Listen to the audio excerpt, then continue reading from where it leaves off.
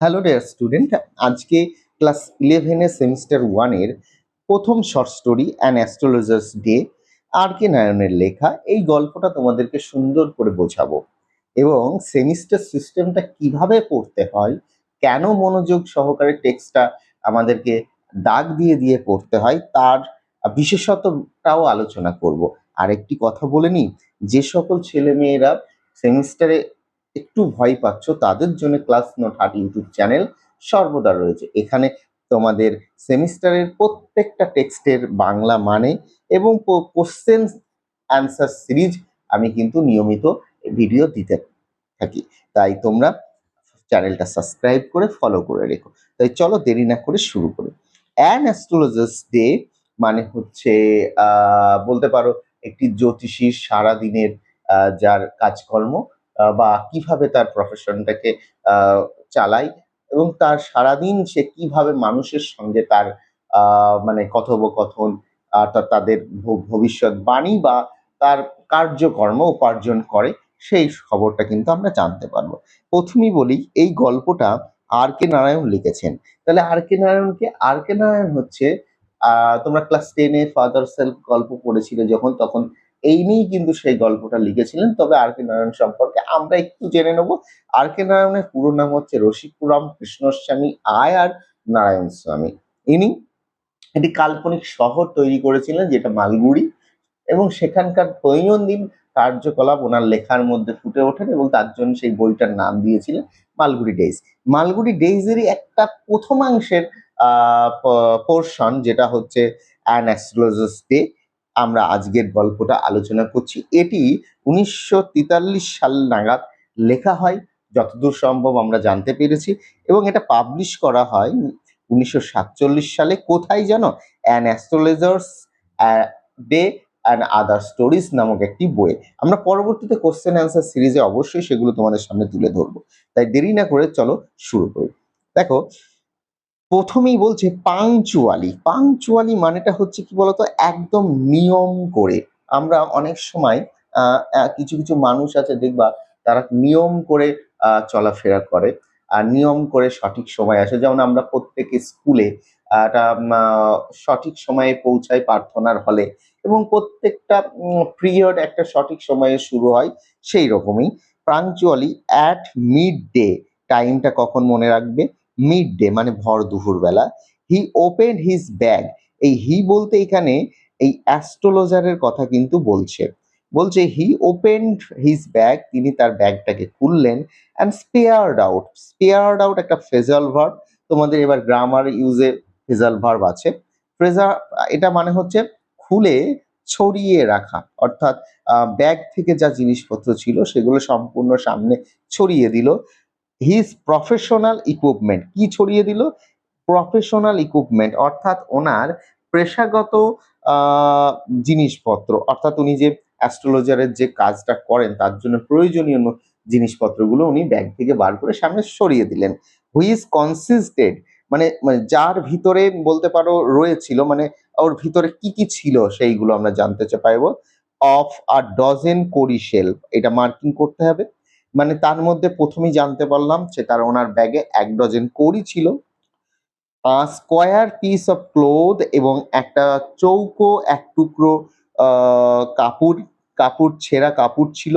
With obscure মানে যেখানে অপ্রষ্ট, যার উপর একটা অপ্রষ্ট মিস্টিক চার্ট অন ইট, মানে কি একটা অপ্রষ্ট মানে রহস্যময় নকশা যেন তার উপরে আঁকা ছিল। কার উপরে বলতো? সেই কাপড়টার উপরে, যে চৌকো কাপড়টা ছিল সেই কাপড়টার উপরে একটা অস্পষ্ট নকশা আঁকা ছিল। আর নোটবুক মানে একটা খাতা ছিল বলতে পারো। And a bundle of palmyra writing, এটা উচ্চারণটা এরকম ভাবে বলতে পারো যে আহ, সেখানে আমরা দেখতে পেলাম একটা নোটবুক ছিল আর এক গুচ্ছ। পালমেইরাটা কি? পালমেইরা হচ্ছে আহ, সিংহল একটা তাল গাছ, যে তাল গাছের পাতায় সুন্দর করে অনেক কিছু আগেকার যুগে লিখে রাখা হতো। সেটাকেই এখানে কিন্তু বলা হচ্ছে যে পালমাইরা।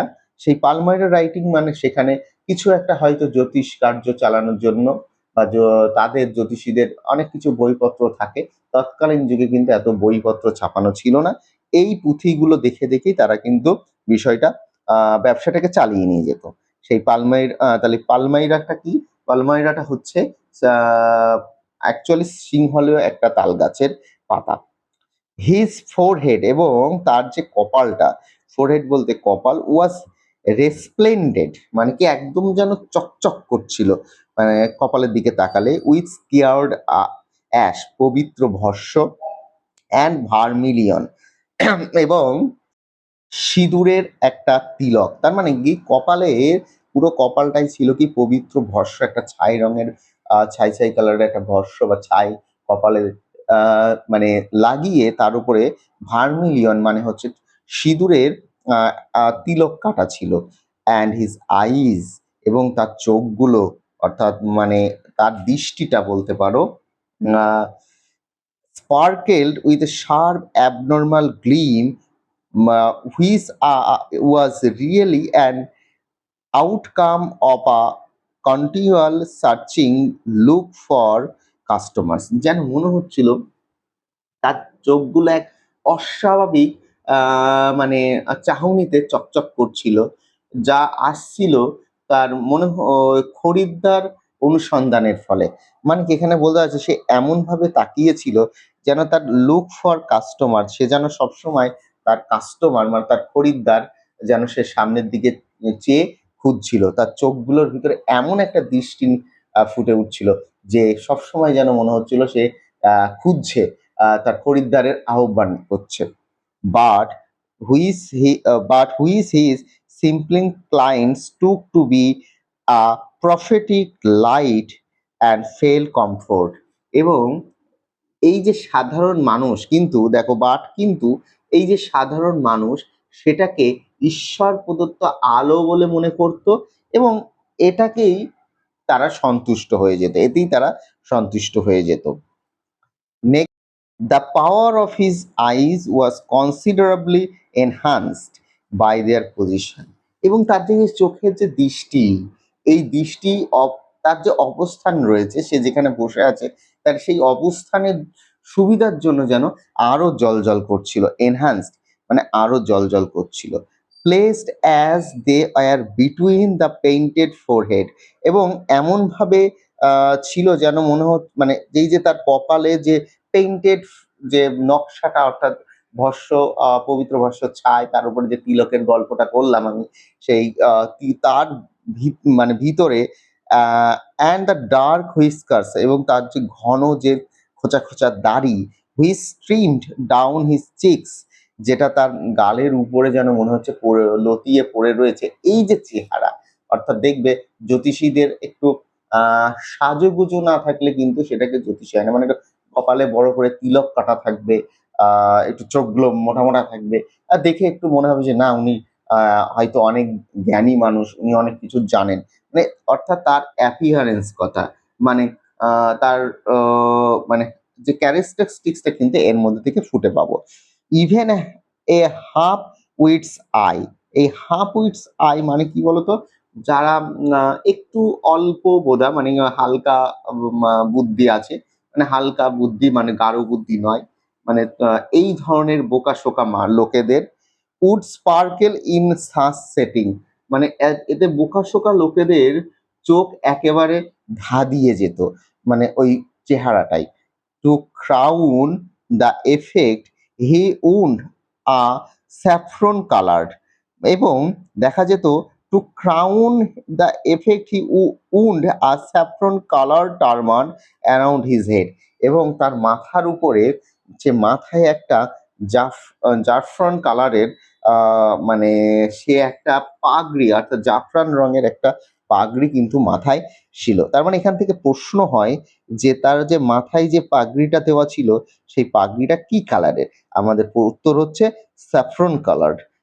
This colour scheme never fail, এই যে কালারটা রং নিয়ে তার এই খেলা কখনোই ব্যর্থ হয় না, মানে এই বিষয়টাই সে কিন্তু অনেক পারদর্শী হয়ে উঠেছে। People were attracted to him as bees are attracted to cosmos and dahlia stalks. বলছে এই যে পিপল ওয়ার অ্যাট্রাক্টেড, লোকজন এমনভাবে এসে তার কাছে ভিড় করতো যেরকম অ্যাজ বিজ, অর্থাৎ যেরকম মৌমাছিরা আর attracted to cosmos and dahlia stock, cosmos আর ডালিয়া ফুলের কাছে মৌমাছিরা যেরকম করে ঘুরপাক খায়, মানুষও এসে কিন্তু, সাধারণ মানুষও এসে কিন্তু এই তার কাছে কিন্তু এইভাবেই ভিড় করত। হি স্যাট আন্ডার দ্য, এবং এবার আমরা জানতে পারবো সে কোথায় বসেছিল, অর্থাৎ অ্যাস্ট্রোলজার কোন জায়গায় বসতো। He sat under the boughs of a spreading tamarind tree, এবং আমরা দেখতে পাচ্ছি এই তিনি কিন্তু বসে থাকতেন একটা বড় তেঁতুল গাছের ডাল বিছানো, বা একটা ডালের তলায়, which flanked a path running through the town hall park, এবং যেখান দিয়ে টাউন হল পার্কের মধ্য দিয়ে যে রাস্তা গেছে, সেই রাস্তার পাশে একটা তেঁতুল গাছের নিচে কিন্তু তিনি বসতেন।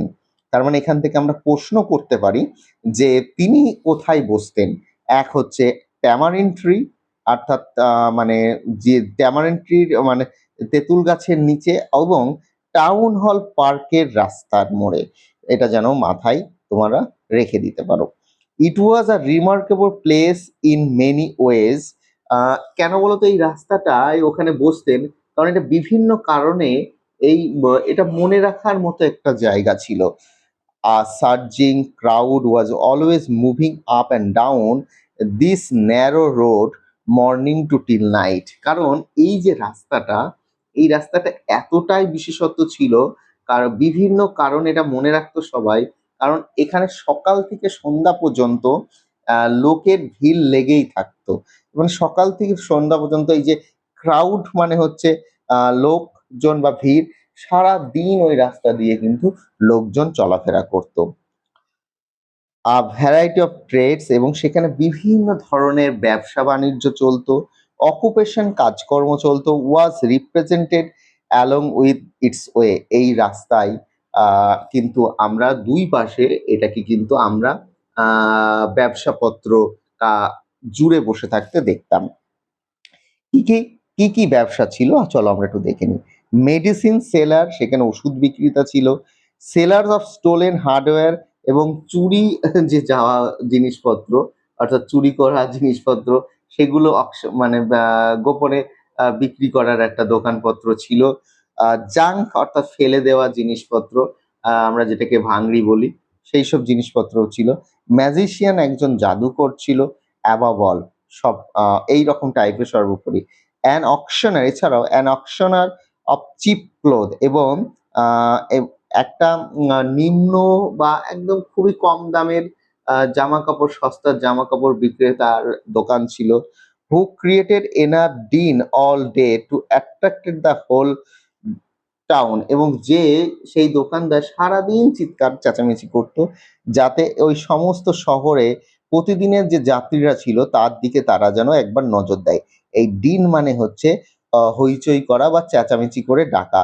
মানে আমরা দেখেছি, দেখবা অনেক সময় সেল সেল সেল সেল, এই আসুন সেল সেল, এই যে এই চিৎকার করে আমরা অনেক সময় জিনিস বিক্রি করতে দেখেছি, সেই জিনিস। তার মানে এই যে বিষয়টা তোমরা এই যে প্যারা থেকে ভালো করে বোঝো, এই যে ভ্যারাইটি অফ ট্রেডস থেকে এই যে টাউন এই পর্যন্ত যে প্যারাটা আছে, এই প্যারাটা কিন্তু মার্কিং করে নাও, টোটালটা মার্কিং করে নাও, এবং টোটাল প্যারা থেকে প্রত্যেকটা ট্রেডস এবং অকুপেশন যেগুলো ছিল ওই টাউন হল পার্কের রাস্তায়, আমাদের কিন্তু পরীক্ষা এমসিকিউ অনেক সময় দেয়।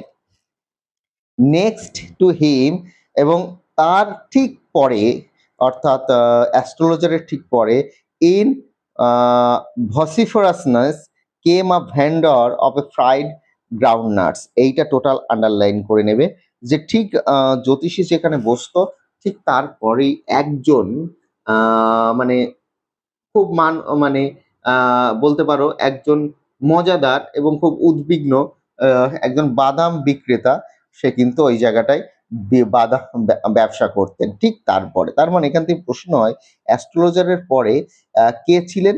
একজন বাদাম বিক্রেতা ছিলেন। Who gave his wares a fancy name is day, এবং সে তার প্রতিদিন বাদাম বিক্রি করার জন্য তার বাদামের এক আকর্ষণীয় মজার মজার নাম দিতেন, ফ্যান্সি নেম। কি সেই নেমগুলো আমরা এখান থেকে মার্কিং করে নেব। Calling it Bombay ice cream one day, কোনোদিন বলতো এটাকে Bombay ice cream, and on the next Delhi almond, এবং পরের দিন হয়তো দেখা গেল সেটাকে দিল্লি আলমন্ড বলে বিক্রি করতেন, and on the third Raja's delicacy, এবং অন অ্যান্ড সো অন। মানে এবং পরে হয়তো কোনোদিন তৃতীয় দিন আবার হয়তো শুনতে পেতাম তার কাছ থেকে এটা হচ্ছে রাজার হচ্ছে খুব পছন্দের খাবার। তার মানে তোমরা এই যে লাইনগুলো কিন্তু মার্কিং করে নেবে। আমি যেগুলো মার্কিং করছি তোমরা কিন্তু আমার সাথে সাথে টেক্সটে কিন্তু মার্কিং করে নিয়ে পড়তে থাকবে। দেখো কেন মার্কিং করবে? এটাই প্রশ্ন। কারণ আমি তোমাদের বলি সেমিস্টারের পড়াশোনা কিন্তু একটু আগের থেকে বাড়াতে হবে। কারণ এখানে প্রত্যেকটা লাইন থেকে এমসিকিউ প্রশ্ন হতে পারে। আর আমাদের কিন্তু পরীক্ষার হলে ৪ টে উত্তর থাকবে, ৪ টেই মনে হবে কাছাকাছি। তাই আমাদের সঠিক উত্তরটা বাছার জন্যে এখন কিন্তু আমাদের টেক্সটগুলোকে এইভাবে খুঁটিয়ে পড়তে হবে। যদি তোমাদের কোনো প্রশ্ন থাকে অবশ্যই কমেন্ট সেকশনে লেখো। আমি যত সম্ভব তাড়াতাড়ি উত্তর দেব। আর একটা বলি, যদি ভালো লাগে পড়াটা তাহলে বন্ধুদের মধ্যে চ্যানেলটা শেয়ার করো এবং সম্পূর্ণ ক্লাসটা করো। একটু স্কিপ করো না, তাহলে কিন্তু বুঝতে পারবে না কোথায় কি প্রশ্ন আসে, হয়তো এড়িয়ে যাবে। তাই বলি চ্যানেলটা সাবস্ক্রাইব করে সঙ্গে থাকো। তো চলো আবার বলি, and so on and so forth, and people flocked to him। মানে এই জাতীয় মজার মজার নাম দিত, এভাবেই চলতো। মানে যে ওই যে এক এক দিন এক এক রকম নামগুলো আমরা পেলাম, মানে এইরকমই চলতো। ঠিক এইভাবেই বেশ কিছু লোকজন কিন্তু জ্যোতিষীর কাছে এসেও ভিড় জমাতে থাকতো। Considerable portion of this crowd dallied before the astrologer's too. মানে এই যে বাদাম মানে এই যে বাদাম বিক্রি করার পর তারা কিন্তু ওই জ্যোতিষীর কাছে এসে ওই একদল মানুষ কিন্তু আহ, এসে তার কাছে কিন্তু ভিড় করতো। An astrologer transacted his business by the light of a flare which crackled and smoked up above the groundnut heap nearby। এবং আমরা দেখতে পাবো এই বাদামের যে স্তূপ করে যে তারা বাদাম বিক্রি করে, ঠিক তার ফাঁক দিয়ে ধোঁয়া পেরিয়ে যেটুকু আলো এসে পড়তো তিনি কিন্তু তাতেই ব্যবসা করতেন। তার মানে আমরা এখান থেকে বুঝতে পারছি যে অ্যাস্ট্রোলজারের কোনো কিন্তু নিজস্ব আলো ছিল না। অর্থাৎ অ্যাস্ট্রোলজারের ওই যে ওখানে বাদাম বিক্রি করার সেই দোকান থেকে যা একটু ওই ল্যাম্পের আলো আসতো, আলো আঁধারির এই খেলায় কিন্তু অ্যাস্ট্রোলজার তার কাজকর্মগুলো সারত। তো চলো নেক্সট দেখি।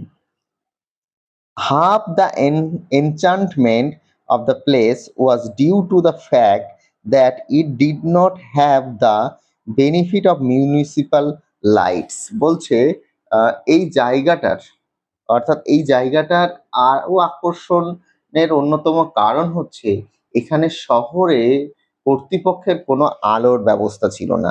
মানে উনি যেখানে বসে ব্যবসাটা করতেন সেখানে কোনো মিউনিসিপ্যালিটির আলো না আসায় সেই যে অন্ধকার হালকা আলো মানে আলো আধারী যে ছায়ার দৃশ্য, এটা আরো বেশি মানে আকর্ষণের কারণ হয়ে উঠেছিল। The place was lit up by the shop light. শুধুমাত্র সেই জায়গাটাই আলোকিত হয়ে থাকতো দোকানগুলোর আলোতেই। One or three sorry one or two had hissing gas lights. আমরা দেখতে পেতাম দুই একটা হিস হিস করা গ্যাস গ্যাসের গ্যাসের যে হারিকেন টাইপের যে লাইটগুলো। Some had naked flare stuck on the poles. এবং আমরা অনেক সময় দেখতে পেতাম যে খুঁটির সাথে বেঁধে রাখা মশাল, অর্থাৎ ন্যাকড ফ্লেয়ার্স মানে মশাল।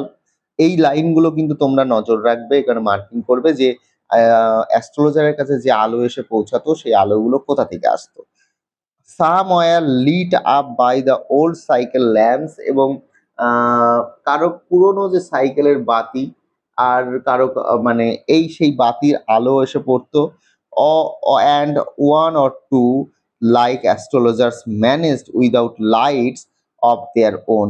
এবং এই যে দুই একজনের কাছ থেকে যা হালকা পাতলা আলো আসতো, এর মাধ্যমেই কিন্তু অ্যাস্ট্রোলজার ম্যানেজ করতো, তার ব্যবসা চালাতো without lights of their own, তার নিজস্ব আলো ছাড়াই। It was a bewildering crisscross of light's ray and moving the shadows. এই যে মানে এখানে সেখানে যে আলো আঁধারি ভুতুড়ের যে খেলাটা, এটাই ছিল কিন্তু সবথেকে ক্রিসকস, মানে আলো আঁধারির যে খেলাটা, এটাই কিন্তু সবথেকে বেশি আকর্ষণীয় ছিল। This suited the astrologer very well. এবং এই যে আলো আঁধারি, এটাই যেন জ্যোতিষীর কাছে সব থেকে বেশি উপযোগী ছিল। For the simple reason that he had not in the least intended to be an astrologer when he began his life. আমি বলতে পারি যে জীবনের শুরুতে তিনি কিন্তু মোটেও জ্যোতিষী হতে চাননি। এই এই জায়গাটা এসে আমাদের মনে একটা খটকা লাগবে। কেন? হঠাৎ এরকম আর.কে. নারায়ণ এই কথাটা কেন বললেন যে জীবনের শুরুতে, অর্থাৎ অ্যাস্ট্রোলজার যখন প্রাথমিক জীবনে ছিলেন, প্রাথমিক জীবনের শুরুতে কিন্তু তিনি অর্থাৎ জীবন যখন শুরু করেছিলেন, তিনি কিন্তু অ্যাস্ট্রোলজার হয়ননি। তাহলে কেন অ্যাস্ট্রোলজারের পথ বেছে নিলেন? চলো আমরা গল্পটা পড়তে জানতে পারবো। He knew no more of what was going to happen to others. মানে সে জানতো না যে তার সামনে বসে থাকা মানুষের বা অন্যের ভাগ্য সম্পর্কে কিন্তু তার কোনো কিছুই ধারণা ছিল না বা কি জানতো না। Then he knew what was going to happen to himself next time. একদমই। যে এটাও জানতো না যে আহ, আগামী কিছুক্ষণ সময়ের পর তার সঙ্গে কি হতে চলেছে, তার সম্পর্কেও কিন্তু তার কোনো ধারণা ছিল না। তাহলে বিষয়টা দেখো, একটা জ্যোতিষী বলছে যে আমার সামনে যে মানুষটা বসে আছে তার সম্পর্কে আমি কি করে বলবো? আমি তো আমার নিজের সম্পর্কেই জানি না যে কিছুক্ষণ পর আমার সঙ্গে কি হতে চলেছে, সেই বিষয়টাই আমার জানা নেই। আমি আবার অন্যের সম্পর্কে কি করে বলবো? He was as much a stranger to the stars as were his innocent customers. তার মানে এই যে আহ, উম, তার যে নিরীহ যে ক্রেতারা, অর্থাৎ তার সঙ্গে যারা দেখতে আসতো, যেমন তারা নক্ষত্র বিষয়ে মানে অজ্ঞ ছিল, তারা যেমন এই নক্ষত্র বা এই জটিল তত্ত্ব সম্পর্কে তাদের যেমন কোনো ধারণা ছিল না। Yet he said things which মানে প্লিজড অ্যান্ড অ্যাস্টনিশড এভরিওয়ান। মানে এই যে তার মানে তাদের তো অ্যাকচুয়ালি কোনো নক্ষত্র সম্পর্কে ছিল না, তবুও তিনি এমন কিছু বলতেন যাতে তারা খুশি হতো এবং অবাক হতো। এই যে প্লিজড এবং অ্যাস্ট্রোনেট, অর্থাৎ জ্যোতিষীর সামনে যখন মানুষ যায়, সেই জ্যোতিষী এমনভাবে কিছু কথা তাদের সামনে তুলে ধরে, তাতে কিন্তু মানুষরা কিন্তু ভীষণ আনন্দিত এবং সন্তুষ্ট হয়। দেখবা, তুমি জ্যোতিষীর সামনে যাও, জ্যোতিষীর সঙ্গে কথা বলো, কথা বলার সঙ্গে সঙ্গে 10টা কথা বলবেন, তার মধ্যে কিন্তু একটা তোমার কথার সঙ্গে মিলে যাবে আর তোমার জীবনের সঙ্গে মিলে যাবে। তখনই তুমি কিন্তু বিশ্বাস করতে শুরু করবে, না জ্যোতিষী হয়তো ঠিকই বলছে।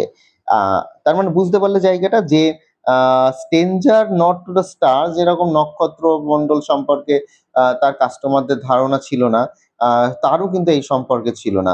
তবু yet he said things which pleased, এবং তবুও হি সেইড থিংস, তিনি যে সবগুলো বলতেন, হুইচ প্লিজড, যেগুলো আনন্দিত করতো অ্যান্ড অ্যাস্ট্রোনিট, অবাক করে দিত এভরিওয়ান, তার কাস্টমারদের প্রত্যেককে। That was more a matter of study and practice shrewd guesswork. যেগুলো করতেন তিনি কিভাবে?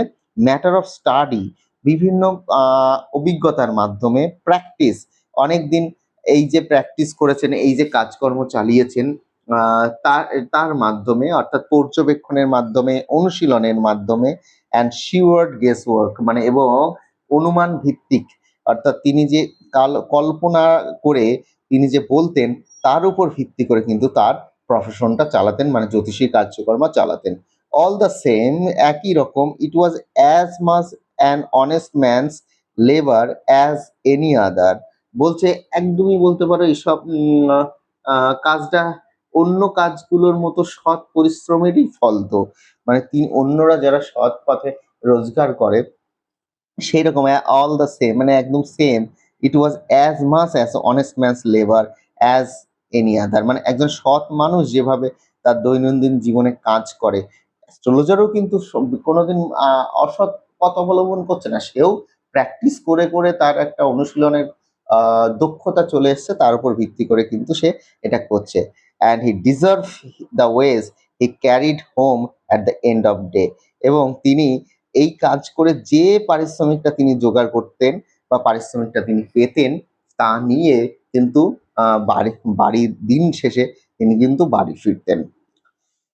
হি হ্যাড লেফট হিজ ভিলেজ। এবার এই যে বাড়ি ফিরতেন, এবার আমরা এই জায়গা থেকে আমরা কিন্তু কি করে তিনি জ্যোতিষী হলেন সেই বিষয়টা আমরা কিন্তু জানতে পারবো। এখান থেকে মন দিয়ে শুনতে হবে। হি had left his village without any previous thought or plan. একদা মানে তিনি একসময় ওনার কোনো ভাবনা চিন্তা বা কোনো পরিকল্পনা ছাড়াই, এই মানে প্রিভিয়াস থট অর প্ল্যান মানে কোনো পূর্ব পরিকল্পনা বা পূর্ব ভাবনা চিন্তা ছাড়াই কিন্তু তিনি তার বাড়ি ছেড়ে একবার পালিয়ে মানে বাড়ি ছেড়ে চলে এসেছিলেন। কেন এসেছিলেন? চলো আরো এগিয়ে যাই, তবে জানতে পারবো অবশ্যই। If he had continued there, he would have carried on the work of his forefathers. তিনি ভেবেছিলেন যে তিনি যদি ওনার গ্রাম না ছাড়েন, যদি তিনি সেখানেই থেকে যেতেন, তবে তাকে তার যে পূর্বসূরিদের অর্থাৎ তার যে বাবা, দাদু, কাকা যেসব কাজগুলো তিনি করতেন, মানে বাড়িতে বংশ পরম্পরায় যে কাজগুলো হতো সেই কাজগুলোই হয়তো তাকে করতে হবে। Namely tilling the land, living, marrying and ripening in his cornfield and ancestral home. কি কি সেগুলো আমরা এখান থেকে জানতে পারলাম। যে তার পূর্বসূরীরা অর্থাৎ তার যে পূর্বপুরুষরা যে কাজগুলো করতেন গ্রামের বাড়িতে, হয়তো তাকেও সেই কাজই করতে হবে। এই ভয়ে কিন্তু তিনি গ্রাম ছেড়ে দিয়ে এসেছিলেন। এরকম চাষবাস করতে হবে, টিলিং দ্য ল্যান্ড মানে হয়তো জমি চাষ করা বা জমি চাষ করতে হবে। লিভিং মানে সেই একসঙ্গে সবাই বসবাস করতা। ম্যারিং তারপর হয়তো বিবাহ তো করতেই হবে। কারণ এটাই তো সবথেকে একটা পরিবার পরিকল্পনার জায়গা। অ্যান্ড রাইপেনিং ইন হিজ কর্নফিল্ড এবং শস্য ফলাতে হবে, শস্য ঘরে তুলতে হবে অ্যান অ্যানসেস্ট্রাল হোম এবং যে পৈতৃক বাড়িতে থাকতে হবে এবং আবার তাদের দাদু মানে বাবা, কাকা, দাদুদের মতো জীবনযাপনই করতে হবে। মানে আবার সেই বয়স হয়ে যাবে, আবার তার পরের জন্ম আসবে। এই এই যে বিষয়টা অর্থাৎ আ তিনি কিন্তু প্রথমত তার পূর্বপুরুষদের মতো চাষবাস করতে চায়নি। But that was not to B.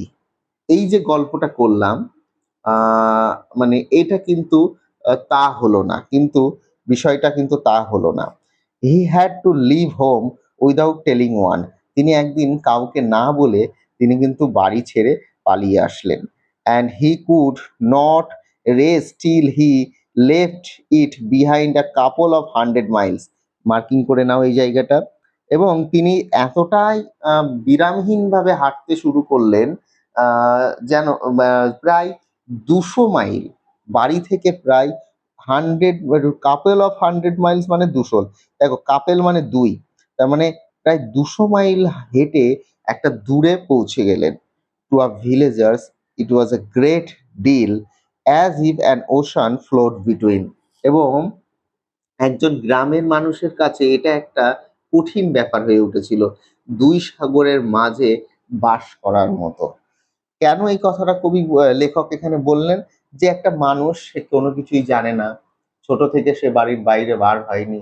এরকম পূর্ব কোনো পরিকল্পনা ছাড়াই বাড়ি থেকে শুধু পূর্বপুরুষের মতো চাষবাস না করে সে ওইভাবে জীবনযাপন না করে নতুনভাবে বাঁচতে চায়।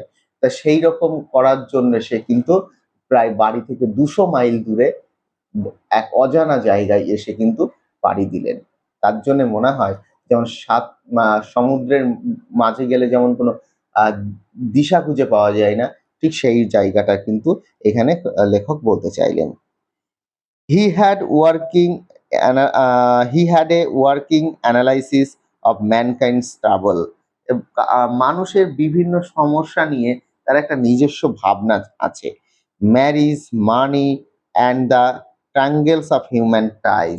বিয়ে, টাকা পয়সা এবং মানব সম্পর্ক নিয়ে তার নিজস্ব একটা ব্যাখ্যা আছে। Long practice had sharpened his perception.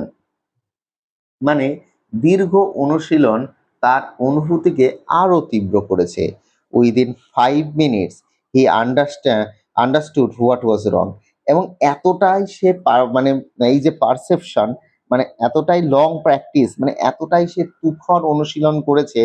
এই তুখর অনুশীলন করার ফলে উইদিন 5 মিনিটস অর্থাৎ মাত্র 5 মিনিটের মধ্যে সে বুঝে ফেলতো যে কে মানে অ্যাকচুয়ালি ধরে ফেলতেন যে ভুলটা কোথায় বা গলতটা কোথায়। হি চার্জড 3 পাইস পার কোশ্চেন। এই জায়গাটা মার্কিং করবে। এবং সে তার প্রতিটা প্রশ্নের জন্য ৩ পয়সা করে ধার্য করতেন। তার মানে এই যে 3 পাইস, এটা কিন্তু আমাদের মার্কিং। পরীক্ষায় প্রশ্ন আসবে যে তার প্রত্যেকটা প্রশ্নের জন্য সে কত পয়সা করে নিতেন। আমরা কিন্তু 3 পাইস বলবো। And never opened his mouth till the order had been spoken for at least 10 minutes. এবং ওনার সামনে যখন কেউ আসতো, অপরজনের অন্তত 10 মিনিট পর্যন্ত মানে না কথোপকথন শোনার পর মানে না কথোপকথন শোনা পর্যন্ত তিনি কিন্তু কোনো মুখ খুলতেন না। এই জায়গাটা আবার বলবো, নেভার ওপেন হিজ মাউথ। তিনি কখনোই মুখ খুলতেন না। Till the other had spoken for a last 10 minutes. মানে তার সামনে যিনি আসতেন, তার অর্থাৎ তার কাস্টমার, যতক্ষণ না 10 মিনিট পর্যন্ত কিন্তু তিনি মুখ খুলতেন না। সেই 10 মিনিট ধরে তার কাস্টমারের কথা কিন্তু তিনি শুনতেন। তার মানে এখান থেকে এই প্রশ্নটা হতে পারে যে তিনি কাস্টমারের কথা কত মিনিট ধরে শোনার পর কিন্তু তিনি নিজে উত্তর দিতেন। এটার উত্তরটা হবে 10 minutes. Which provide him enough staff for a dozen answer and advice. যার ফলে তিনি এই 10 মিনিট চুপ করে থাকার পরে তিনি প্রায় 1 ডজন উত্তর এবং উপদেশ তিনি কিন্তু তৈরি করে ফেলতেন। মানে কি ডজন খানেক তিনি প্রশ্নের উত্তর ও উপদেশ দেওয়ার মতো তথ্য পেয়ে যেতেন। When he told the person, যখন তিনি সেই ব্যক্তিকে বলতেন, before him gazing at his palm. মজার ছল দেখো, তিনি যখন উত্তর দিতেন তার সামনে মানে মানুষটার হাতের মানে যে তালু, তার দিকে তাকিয়ে তাকিয়ে ভান করে কিন্তু বলতেন, in many ways you are not getting the fullest result of your efforts. কিভাবে দেখো, এই জায়গাটা একটু ভালো করে মজার ছলে বলছে যে তিনি বলতেন অনেক ক্ষেত্রেই আপনি আপনার পরিশ্রমের পুরো ফল পাচ্ছেন না। তার মানে দেখো, এই যে জায়গাটা তোমরা নজর রাখবে। আমরা যদি জ্যোতিষীর কাছে যাই, ধরো সাপোজ প্রথমেই বলবে, ধরো এই যে তোমরা স্টুডেন্ট, তোমরা যদি জ্যোতিষীর কাছে যাও, জ্যোতিষী প্রথমেই বলবে পড়ার প্রতি মনোযোগ আসছে না, পড়তে বসলেই যেন মন বিচলিত হয়ে যাচ্ছে। এটা কিন্তু প্রত্যেকটা স্টুডেন্টেরই হয়। ঠিক সেই রকম চালাকি করে জ্যোতিষী তার হাতটাকে নিয়ে বলল, অনেক ক্ষেত্রেই আপনি আপনার পরিশ্রমের পুরো ফলটা কিন্তু পাচ্ছেন না। 9 আউট অফ 10, এটা মার্কিং করবা, 10 জনের মধ্যে 9 জন are disposed to agree with him. ওনার এই জ্যোতিষীর কথা কিন্তু সহমত প্রকাশ করতেন। মানে কি 10 জনের মধ্যে 9 জন কিন্তু এই ওনার কথাকে মেনে নিতেন। অর হি কোশ্চেন, অথবা তিনি প্রশ্ন করতেন, is there any woman in your family, may be even a distant relative. এবং তিনি এটাও প্রশ্ন করতে আবারও কখনো কখনো, এমন কোন স্ত্রী লোক আছে কিনা তার পরিবারে যিনি দুঃসম্পর্কের আত্মীয় হতে পারেন, who is not well disposed towards you. মানে আহ, যিনি আপনার সঙ্গে এখন হয়তো আর ভালো ব্যবহার করছে না। স্বাভাবিক, এটা প্রত্যেকের বাড়িতেই এই সমস্যা থাকে। একজন মহিলা অবশ্যই থাকে, তার সঙ্গে হয়তো সবার ঠিক মতো আত্মীয়তা তৈরি হয় না। এটা কিন্তু স্বাভাবিক। এইগুলো হচ্ছে কি জ্যোতিষীর দীর্ঘকালীন অনুশীলন বা প্র্যাকটিসের ফলে এই কথাগুলো কিন্তু প্রত্যেককে বলে। Or he gave an analysis of character, এবং তিনি এই কথা বলার সঙ্গে সঙ্গেই আহ, দূর থেকে মানে তিনি কিন্তু ওনার সম্পর্কে একটা চরিত্রের বর্ণনা কিন্তু তৈরি করে ফেলতেন। Most of your troubles are due to your nature. কারণ কি বলতো, আপনার যত সমস্যা আছে আপনার প্রকৃতির মধ্য থেকে, অর্থাৎ বলতেন যে আপনার সমস্যাগুলো কিন্তু আপনার নিজেরই পারিপার্শ্বিক পরিস্থিতি থেকেই কিন্তু তৈরি হয়েছে। How can you be otherwise with Saturn, where is he? কারণ যে অবস্থায় আছেন আপনি, শনির সাথে অন্যথা হওয়ার জয়ী নেই। এই সব কথাগুলো আমরা যখনই কারোর কাছ থেকে শুনবো, আমরা কিন্তু অনায়াসে বিশ্বাস করবো। মানে কি বলছে, এই কথাটাকে সুন্দর করি, how can you be otherwise with certain where is he? Shani আর রাহু এমন ভাবে তোমাকে গ্রাস করে ফেলেছে না, তুমি এর হাত থেকে কি করে মুক্তি পাবা? এই যে কথাটা যখনই বলে ফেললো, তখন কিন্তু তার কাস্টমার তার প্রতি আরো বেশি আপ্লুত হয়ে উঠলো। You have an impetuous nature and a rough exterior.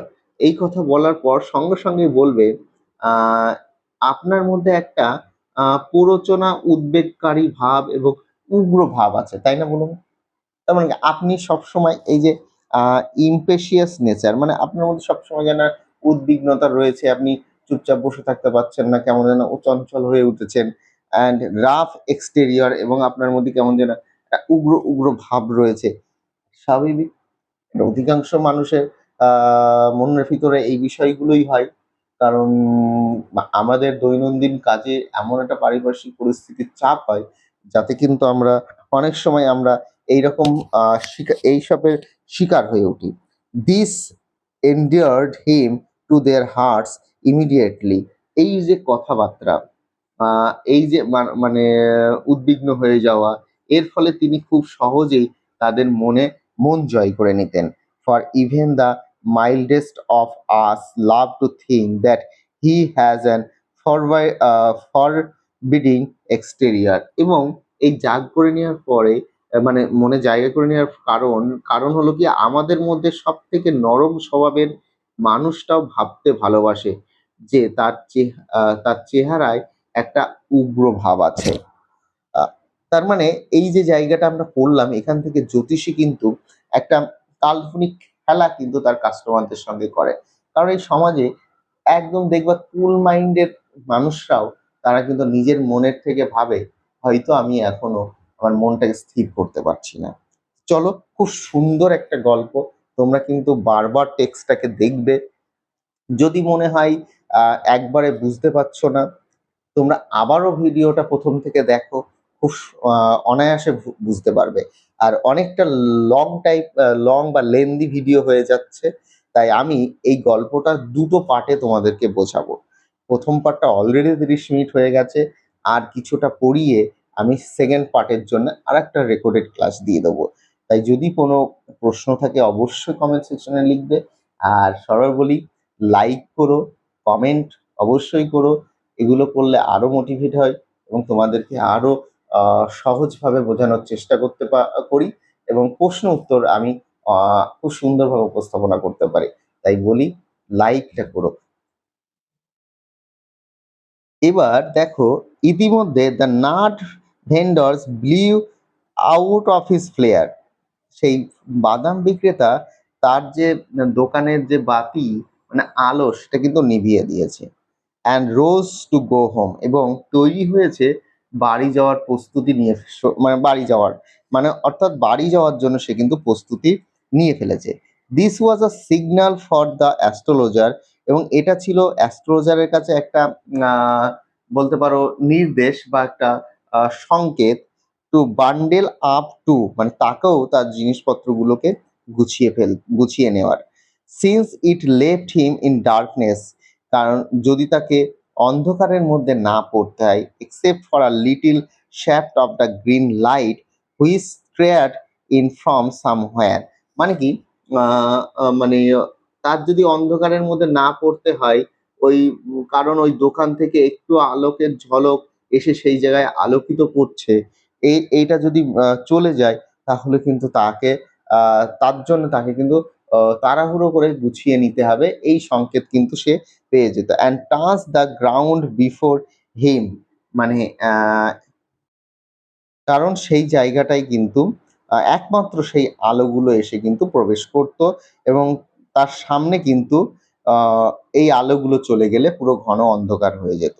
He picked up his কড়ি শেলস, তাই তার যে কড়ি শেলগুলো ছিল সেগুলো সে আ তুলে নিল অ্যান্ড প্যারাফার্নালিয়া এ ওয়া অ্যান্ড ওয়াজ পুটিং দেম, দেখো প্যারাফার্নালিয়া মানে সরঞ্জাম অর্থাৎ তার জিনিসপত্রগুলোকে বোঝানো হচ্ছে। প্যারাফার্নালিয়া এটা যেন মনে থাকে তার সরঞ্জাম। And was putting them back into his bag, এবং সমস্ত কিছু গুছিয়ে সে কিন্তু তার ব্যাগের মধ্যে নিয়ে নিল। When the green shaft of light was blotted out, মানে কখন নিল বলতো? যখন তার এই যে মানে আলোগুলো, মানে আলোর ঝলকটা আস্তে আস্তে মুছে গেল। হি লুকড আপ, সে উপরে তখনই সে যখন মানে এই যে আলোর ঝলকানিটা মুছে গেল অর্থাৎ shaft light was blotted out, মানে সমস্ত আলোর সেই সবুজ যে হালকা যে আলো আসছিল সেই আলোটা যখন নিভে গেল, হি লুকড আপ, সে যখন উপরের দিকে তাকালো মানে সামনের দিকে চেয়ে দেখলো, and saw a man standing before him, সে দেখলো তার সামনে এসে একটা মানুষ দাঁড়িয়ে রয়েছে। He sensed a possible client, সে বুঝতে পারলো যে এটা তার একটা খরিদ্দার। অ্যান্ড সেইড, বলল, you look so careworn, আপনাকে দেখে তো খুব মনে হচ্ছে দুশ্চিন্তিত। এই যে কেয়ারন মানে হচ্ছে দুশ্চিন্তিত। অর্থাৎ এখান থেকে প্রশ্ন হয় যে আ তার সামনে যে ব্যক্তিটা দাঁড়িয়ে ছিল অ্যাস্ট্রোলজারের সামনে, অ্যাস্ট্রোলজার তাকে ১ম কি প্রশ্ন করেছিল? তার মানে কি বলছে ওই যে খেলাটা যেরকম বা আগে অন্য কাস্টমারদের সঙ্গে খেলেছে সেইরকম ভাবেই যে আপনাকে দেখে মনে হচ্ছে খুব চিন্তিত, তাই না? It will do you good to sit down for a while and chat with me. আমার মনে হয় আপনি যদি আমার সঙ্গে একটুটা বসেন এবং আমার সামনে একটু বসেন এবং আমার সামনে কিছু কথোপকথন করেন, তাহলে এটা মনে হয় আপনার ভালো হবে। The other grumbles some vague reply, এবং তার সামনে যে দাঁড়িয়ে ছিল সে একটা অস্পষ্ট বিড়বিড় মানে অস্পষ্ট কি বুঝতে পারা যাচ্ছে না। কেমন যেন একটা বিড়বিড় করে একটা উত্তর দিল। The astrologer pressed his invitation, এবং অ্যাস্ট্রোলজার মানে একমাত্র জোর করেই বলতে পারো তার কিন্তু অনুরোধ করে বসলেন। Whereupon the other thrust his palm under his nose saying, এবং তখনই সেই যে ব্যক্তিটা তার সামনে ছিল সে তার মানে নাকের সামনে হাতটা সপাট এগিয়ে দিয়ে বলল, you can you call yourself an astrologer, তো মানে তুমি কি আপনি কি নিজেকে একজন জ্যোতিষী বলে মনে করেন? মানে কি তার সামনে যখন সেই আ সপাট করে তার সামনেটা অ্যাস্ট্রোলজারের সামনে হাতটা দিয়ে দিল। হাত তখন অ্যাস্ট্রোলজারকে বলছে, "আপনি কি নিজেকে জ্যোতিষী মনে করেন কি?" The astrologer felt challenged. এই কথা শুনে না অ্যাস্ট্রোলজার কেমন যেন একটা প্রতিদ্বন্দ্বিতার মধ্যে পড়ে গেলেন। অ্যান্ড সেইড, বললেন, আ tilting uh, the other's plum towards the green shaft of light, মানে ওই যে হাতের তালুর মানে হাতের তালুর আলোর দিকে কাত করে বললেন, মানে কি অ্যাকচুয়ালি একটা বিপাকের মধ্যে অ্যাস্ট্রোলজার কিন্তু পড়ে গেছেন, যেহেতু উনি এরকম প্রশ্ন করেছেন তাই হালকা যে আলো আসছিল সে আলোর দিকে তিনি কিন্তু হালকা মানে কাত করে, yours yours is a nature, মানে এরমই কিছু একটা বলতে যাচ্ছিল যে আপনার প্রকৃতিটা, তখনই কিন্তু থামিয়ে দিলেন। "ও স্টপ দ্যাট।" আ আ অন্যজন বললেন, "আরে থামুন তো।" দ্য আদার সেইড, বললেন, "টেল মি সামথিং ওর্থওয়েল।" আ আপনি থামুন তো, কিছু কাজ পারলে আমাকে কিছু কাজের কথা বলুন। তার মানে এই যে জায়গাটা আমাদেরকে একটু মনে রাখবে যে জ্যোতিষী কিন্তু তার সঙ্গে সেই আগের মতো করেই কিন্তু শুরু করতে চেয়েছিলেন। কিন্তু সেই অজানা মানুষটি কিন্তু তাকে বললেন যে, "থামুন, আমাকে কাজের কথা বলুন। না আমার কিছু প্রয়োজন রয়েছে, আমার কিছু মনে প্রশ্ন রয়েছে, সেই প্রশ্নের উত্তর দিন।" আওয়ার ফ্রেন্ড ফেল্ট পিকুইট, মানে জ্যোতিষী তখন কিছুটা বিরক্ত হয়ে বললেন যে, "আমার প্রিয় বন্ধু, আহ, I charge only 3 পাইস পার কোশ্চেন। আমি কিন্তু আমার প্রতিটা প্রশ্নের জন্য 3 পয়সা করে ধার্য করি। And what you get ought to be good enough for your money. এবং আমি যে এই যে প্রতিটা প্রশ্নের জন্য আমি 3 পয়সা করে নিই, আপনি যা পাবেন তা আমার পয়সার তুলনায় কিন্তু অনেক বেশি। At this the other withdraw his arm.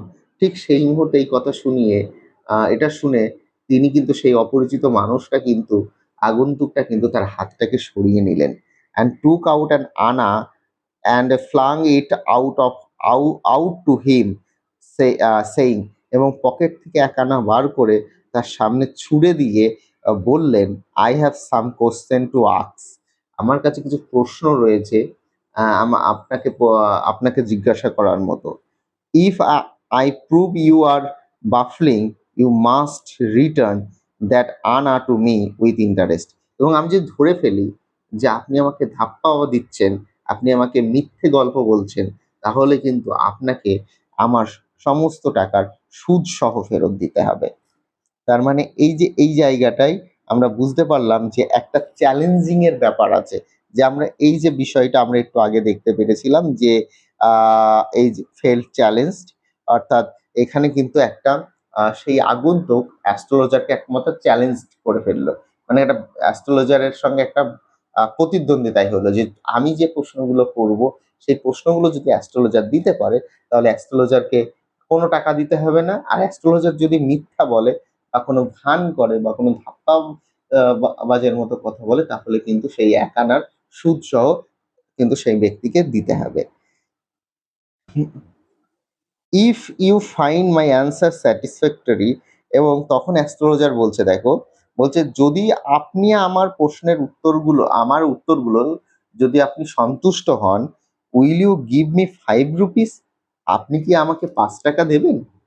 আপনি তো আমাকে এরকম চ্যালেঞ্জ করলেন যে আমি যদি প্রশ্নের উত্তর সঠিক না দিতে পারি তাহলে আপনার 1 আনা সুদ সহ দিতে হবে। তাহলে আমি আপনাকে চ্যালেঞ্জ করি যে আমি যদি